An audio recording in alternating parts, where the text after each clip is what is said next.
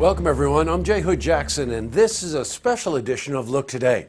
Why? Well, with tomorrow's Democratic primary, we felt it was important to make sure everyone in the 21st Congressional District is well informed about the candidates. So tonight, we're going to be airing the interviews with the candidates that reached out to us, 4 out of the 5. But first, let's head to the Glens Falls Weather Center for a look at your first forecast. Thanks, Jesse. I'm meteorologist Clarence Sponsor with your first look weather update on Look TV from earlier today. We've been dominated with dry weather, but to our southwest, we've seen a lot of showers and storms across the central tier of the country into parts of the Midwest as well. You can see we've had some of the showery weather that made its way through parts of the Capital District from early this morning. There was a low pressure system and a cold front that went by, and we'll be dominated with high pressure heading into your Tuesday and Tuesday night. Mostly clear, 47 degrees, so a cool night, but not too uncomfortable. North wind going calm. Here's how it plays out. We warm up nicely, 53 at 7 a.m., 8 a.m. 57, 61 at 9 a.m., and we'll rise eventually to the upper 70s with light and variable winds and plenty of sunshine. You'd think it might be nice enough to leave passengers behind in a car. Wrong. They can heat up 20 to 30 degrees warmer, so check the back seat and make sure everyone's accounted for. Possible storms on Wednesday and likely chance on Thursday as highs remain in the upper 70s. But look what's ahead. Do you think 70s are fine for this time of the year? Well, July is coming and it's going to feel like it by Saturday. 91 is the expected high by then. 68 the overnight low. Still a few days out, but generally for temperatures, they tend to be pretty consistent as we go along. So be ready for the heat across the Capital District. That was your weather update. I'm meteorologist Clarence Sponsor. Now I send it back to you, Jesse. Thanks very much, Clarence. Looks like some nice weather ahead, huh? All right, now, without further ado, I present your Democratic primary candidates for the 21st Congressional District.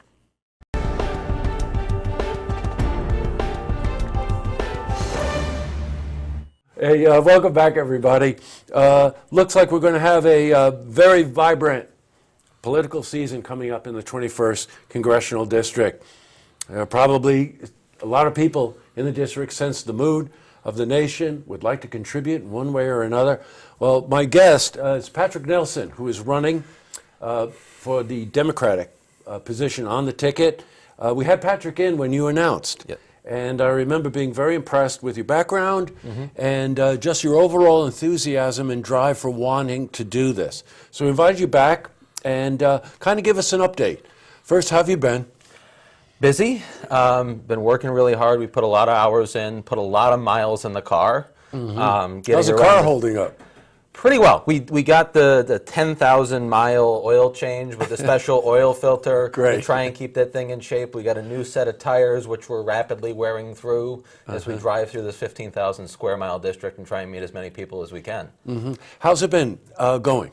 It's been going well. We've done a number of town hall meetings, some with the other candidates, some on our own. Again, going around and talking with folks, understanding what their concerns are, because it's my job in Congress to be a conduit for the wisdom and the concerns of the district and to bring that to Washington, D.C. So in order for me to do that job, I have to be in touch with that. Yeah, I've got it. I remember asking you about your background. Very interesting background. Went to RPI, didn't you? Yes. What do you have a degree in? Biochemistry and biophysics. Well, that, of course, to someone like me, outside of the fact it sounds like it's Greek, to guys like me, media people, that is.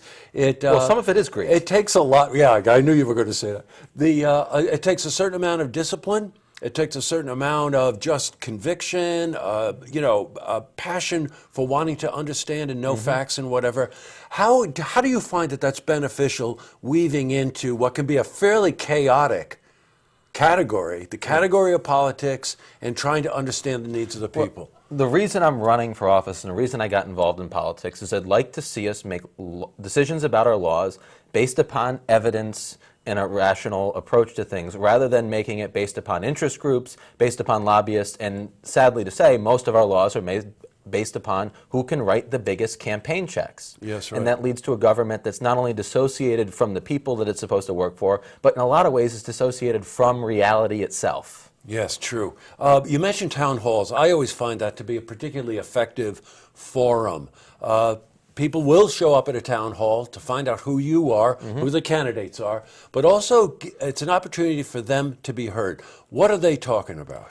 I mean, it's any number of issues that are affecting the North Country. The need for health care. We've got 50,000 people in the 21st Congressional District right now that have no health insurance. We've got folks who are underinsured with high deductibles and high co-payments. We're getting hit really hard by the opioid epidemic, which is a health care issue and not a law enforcement issue.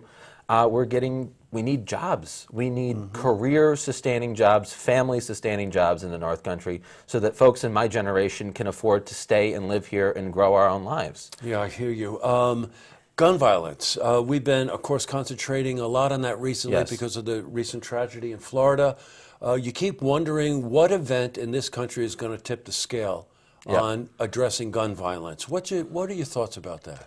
I mean, it's thinking about it from a political perspective, this is an issue that's tough to run an election on as a Democrat in the North Country. But I think that makes it even more important for us to take a position of leadership. Because if we're going to solve this problem, we are going to need buy-in from everybody. People who own guns, people who are supporters of the Second Amendment, people that are in favor of gun control who I don't think are necessarily opposed to the Second Amendment. But we've got to put away our partisan positions, come together, see what we can agree on, and pass that into law.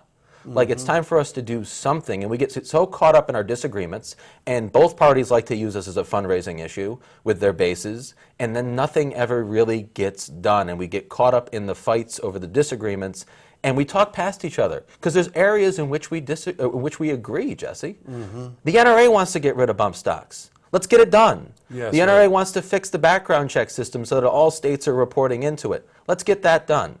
I was raised in the Presbyterian Church, and we use what's called the consent agenda at the beginning of every meeting, which is basically everything that would be motion, second, all in favor, and just get done. We put it in one agenda, and we pass it at once so that we can move on to the more critical business.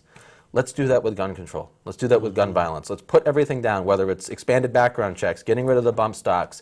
I'm talking to a lot of gun owners in the 21st Congressional District that think the assault weapons ban needs to come back. Let's talk about getting rid of the Dickey Amendment so that the CDC can study gun violence. There's a number of other issues. You know, let's talk about universal mental health care. I don't think that, certainly if you're getting treatment for mental health, you're no more likely to be a violent actor. You're actually more likely to be a victim. That's true. But if folks want to talk about mental health care, let's talk about mental health care because we do need to address the problem of people getting access to mental health care and the stigma around mental health care. So let's put those things in a consent agenda. Let's figure out what's non-controversial and let's get it passed into law.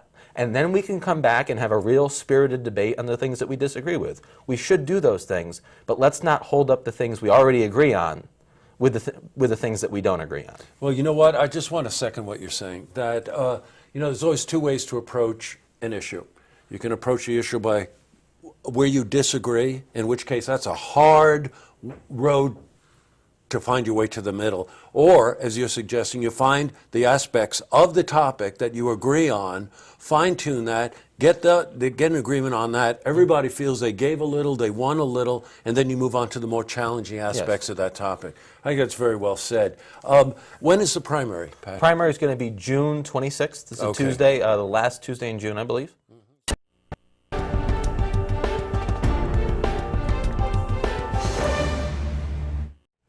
You hear it said a lot of different ways. The future is female, right? That's the one that always sticks in my mind. A lot of people, first time out of the chute, maybe never even considered being in politics, just think that they want to have their voice heard. They want to affect change. Tell me why. Well, I think that we see very clearly why people are so frustrated. We've been doing the same thing over and over again for so long now. We've been sending the same kinds of people into Washington to try to create change, and yet we're not seeing any change. You know, things are getting worse, if anything, at this point. And so why not send people in who have a fresh perspective, who can really represent their districts and their areas and bring those stories into D.C. to try to affect change and create new policy? Now, let's talk a little bit about your background. What I read, single mom, keen. Boy, you and 5 other people. Well, I'm the only one holding down Keene. Oh, it's Saranac Lake that's getting hot. Oh, yeah, I understand. So give me a little bit about your background. Well, I'm from the business community. You know, I grew up on a local farm turned bed and breakfast, and had a lot of fun running that as a younger person. It was a lot of responsibility, but it really gave me a sense of what it took to make ends meet in a seasonal economy. And after returning back to the area, after just a few years away, I started a young family in 2012, or excuse me, in 2008. And then after the economy crashed, came back here and started my own business because it was pretty hard to find a job at that point. Yes, and right. I think, I see that tenacity and that willingness to, if someone's not doing it for me, I'm going to do it on my own across the North Country. Well, you know what? We happen to live in an area where small business is really the backbone of the whole 21st Congressional District. It sure is. I mean, that and healthcare and some education is really what's driving the train around here. Well, we see that we see that every day. I want to drill down on a couple of things specifically for the 21st District, but let's talk about your platform in general. What do you see that, number one, compelled you to want to run, and number two, that you'd like to affect change? Yeah, well, I'm in the sandwich generation, so to Yes, speak, right, where sure. I'm raising young children, but I'm also responsible for specifically one aging parent who's 84 and dealing with Social Security and Medicare. And so when I look at healthcare and the state of healthcare, I see a huge need. I mean, we know it's a huge issue right now, but there are things we can do. Instead of having this ideological, meltdown around the issues where we see both ends just kind of firing bombs at each other, what can we do now? How can we help people now? And when I look at Senator Murphy's plan, it's a Medicare buy-in on the open exchange. I think this is something we could actually pass. This is something that could create a bridge from where we are to where we want to get to. Now, again, being in the 21st Congressional District, issues like the tax code I hear a lot about. Exactly. And I also hear a lot about veterans issues. One by one here, tax code, what's your feeling on this? I mean, we need a fair and graduated tax. We need to create an environment where small businesses can really thrive. And right now, we see all these loopholes. We see, corporate welfare taking place, and yet small business owners are struggling. They're saddled with the necessity to provide health care in many cases. They're also dealing with a tax code that's just not fair and just not promoting growth and promoting jobs. So, when we combine that with health care, when we also look at how are we meeting people's basic needs? Are you at risk of losing your job when you need to stay home and take care of a newborn or an aging parent or someone who's sick in the family? Gillibrand's Family Act is a huge step in the right direction. Yeah, sure We're is. one of I know only that. 3 countries in the entire world who are not offering this. That's right. Boy, we could spend a whole interview just I know, talking we could about really that get into it. alone. Again, it's that philosophy that it's even more of a holistic philosophy in many ways. Yeah. Is that, if the family unit is protected, if our health care is protected, if there's fairness in our system, then the economy follows and everything Well, follows. and this is what I see happening. We're not meeting people's basic needs. Yes, if we yeah, want to I get lift our that. communities up, we have to meet people's basic needs. Right. And we have to then, that's what creates a healthy community and then a healthy region and a healthy country. A lot of people would say, are you a fighter? You're going to fight for this? This is what it's all about right now. I have children to fight for. I have parents to fight for. I have the land and the place that I love. This is a moment where, we don't need any more violence in the world right now, but what we do need is to stand up and fight for what's right in a moment of crisis. We can turn it into an opportunity, and that's what this is right now. It's an opportunity for change. You said something to me before the interview, and I wrote it down. You said there's a lot of power in being underestimated. It's quite a competitive field. The primary is June 26th. Don't forget to vote. Pretty competitive field. People a lot of times would feel your first time out of the chute, you're running for politics for the first time, But that's what's needed. We need fresh voices. We need new ideas. We've been doing the same thing for so long, and look at where that's gotten us. We are not seeing policies coming out of Washington. We have a bunch of candidates across the country who seem to be auditioning for the D.C. cocktail circuit instead of really representing their people. They get to D.C., they trade in the people who got them there for a new set of friends and influencers, and nothing happens. It's talk, talk, talk. It's raise money, get reelected, and yet no one is creating policy that's positively affecting the people who need it the most. Well, you know what? It seems to me you can talk about the layers of politics, and you talk about the layers of people interested in politics. My take is that you give a very interesting layer from experience. growing up in a small town right here in the 21st Congressional District, being a single parent, knowing how to run a business, having traveled across the country, having come back to your roots here. You need life experience. Yeah, you do You need know, life and, experience. I and agree with that. experience is worth nothing if you don't have good judgment. Yes, and right. that's what I see a lack of, is good judgment.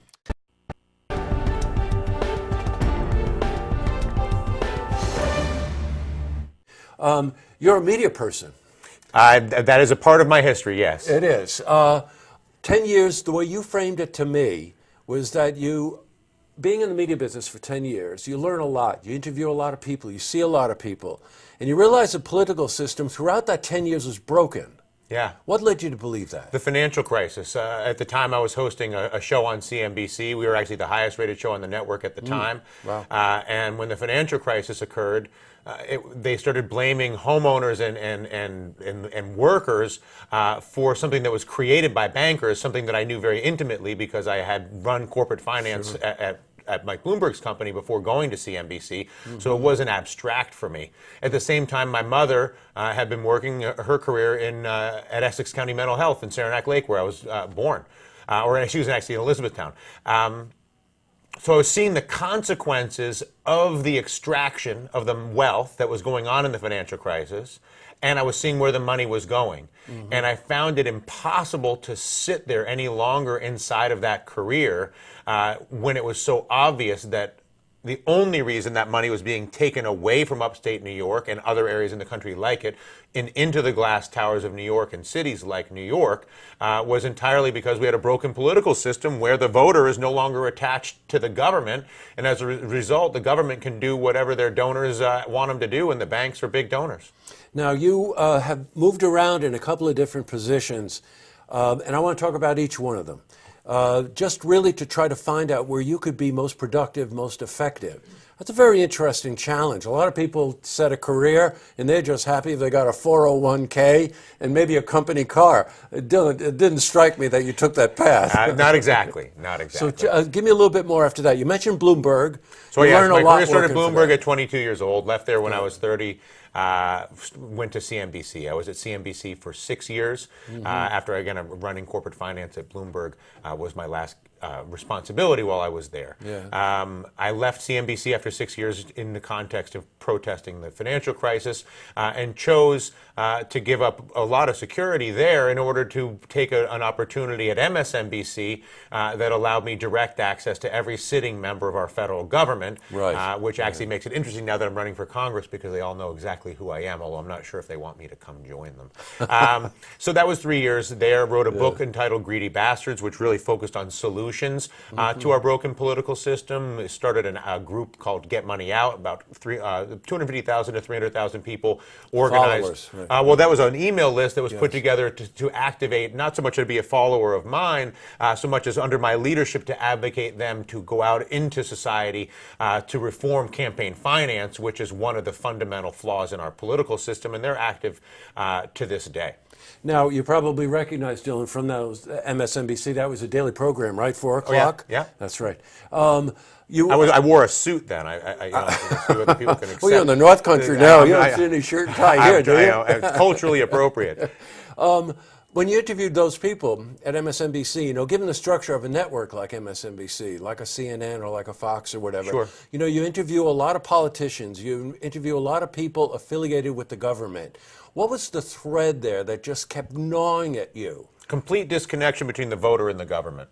Oh, I see. Okay. That the Explain government is there to ultimately represent. It's called the House of Representatives. That at least the job I'm running for, and the government in general is an agent of the people. But it only can serve as an agent of the people if it's responsible to them. And what the common thread was, whether it was money that was disconnecting the people from their government in terms of how it's influencing our politicians, or gerrymandering in a way that creates districts that allow incumbents, like the incumbent in New York 21, or the Republican Party for that matter, New York 21, to keep those districts 80 to 90% of the time, even if the representatives don't have high approval ratings. There's so much that's in the structure of how we create voting districts and how we finance our elections that has completely disconnected the voter from the government, and as a result, the government works for banks, drug companies, war companies. I mean, pick the enterprise. pick your- all those enterprises are operating now at the direct expense of the human beings who pay taxes and vote. Yeah, I've got it. You know, it sounds to me, and I say this a lot to our audience, I really don't care if you're a Democrat or Republican.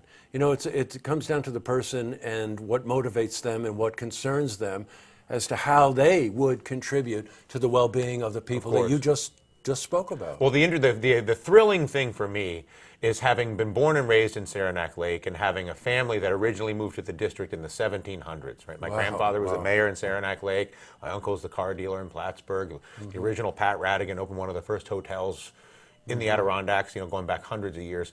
And so the opportunity to really represent upstate New York, really represent it, and marry that with the expertise and relationships that I've been able to build over the past 20 years in New York, in Washington, and across the country, and to marry those relationships and that expertise with my understanding and passion for my home is an incredible privilege, and I'm grateful for the opportunity to offer it up.